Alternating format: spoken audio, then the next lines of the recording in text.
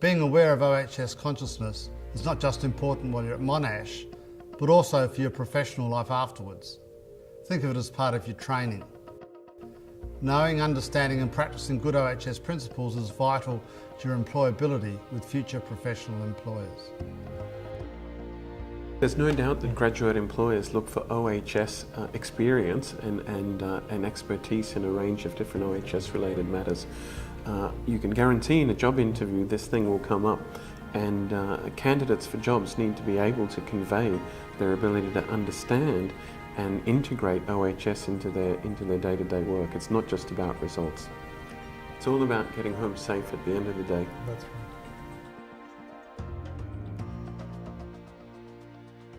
There are some items of clothing that are definitely not right for lab work.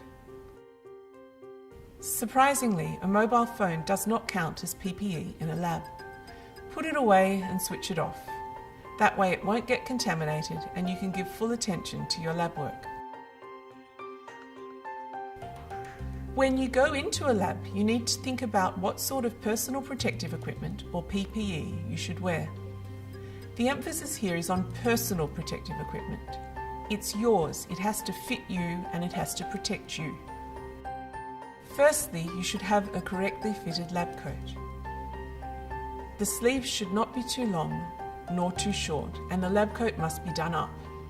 Press stud coats are better than button-up ones. If you are working with strong acids, please also cover your legs.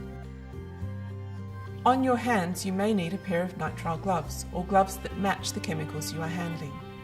Please take off any watches, jewellery, bracelets or other items that could trap chemicals close to your skin. The more likely you are to come into contact with a chemical, the more chemically resistant your gloves need to be. Your safety glasses need to fit your face, not just the average face. Do not accept uncomfortable or ill-fitting safety glasses. They won't protect you properly in the event of a splash. Think about when you should use goggles or a face shield instead. Here we can see what can happen when your safety glasses don't fit well. We have fitted our actor with swim goggles to protect their eyes and splashed a harmless pink chemical in their face. When the safety glasses are removed, you can see how much of their face has been exposed to the chemical. If you have long hair, you need to tie it up. Lastly, your footwear needs to be closed in. A good way of deciding if your footwear is appropriate for lab work is to imagine what might happen if you dropped a hot drink on your feet while wearing those shoes. If your feet would not be protected, then you need to get more protective footwear for use in the lab. If despite all this you end up with chemicals on your face or body, you need to use a safety shower. This may be embarrassing, but it's far preferable to a permanent chemical burn or injury. Call out for help, get to the safety shower, pull the handle and wash the chemicals away. If you get chemicals in your eye, you'll need to use the eye wash.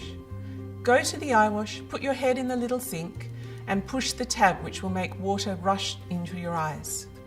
Hold them open if you can.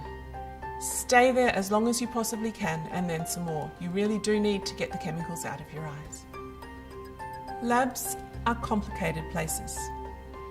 For your own personal protection, you need to be trained on every piece of equipment before you use it. This will ensure that you are safe, that the equipment is correctly calibrated and gives you accurate results, and that the equipment is ready for the next person to use.